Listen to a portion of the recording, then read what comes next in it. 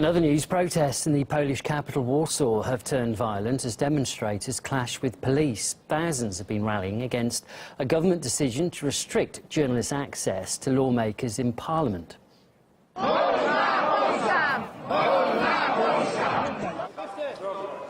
Crowds had gathered outside the building after the ruling Law and Justice Party moved the location of a key vote on next year's budget and blocked access to the media. The opposition, though, claim the move made the vote illegal. The crisis is thought to be the gravest political standoff in the country for years.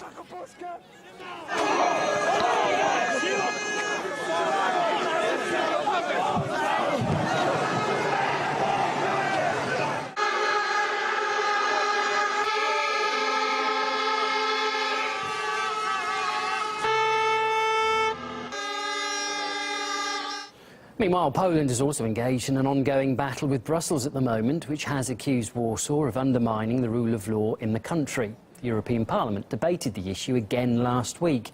Brussels reiterated concerns over the Polish government's amendments to the country's constitutional court, which, in its view, violates democratic principles. I am deeply concerned by these new developments, which threaten to deepen the rule of law crisis in Poland. I therefore urgently call on the Polish authorities not to put into force the new laws. This is not a political question.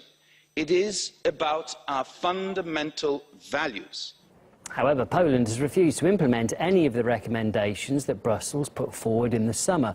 The country's Prime Minister says they are incompatible with the interests of the Polish state and also its people.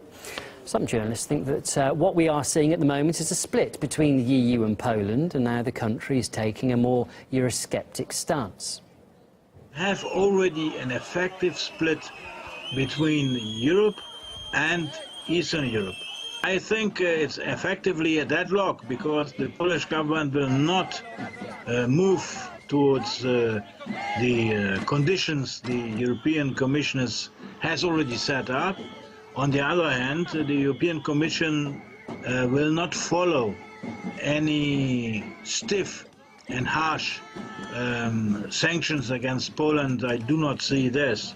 What I would say is that there are a lot of contradictions going on in the EU, and of course we've just heard the EU make a statement officially that they hope that Poland doesn't enforce this piece of legislation. And what's very interesting about this also is that Poland is saying that it needs to have this law in place as a matter of its own sovereign state institution. So then we have another contradiction. The present government is taking a sort of a Brexit type of Eurosceptic attitude, at least in connection with this piece alone. So of course, we should be looking at all of these different angles.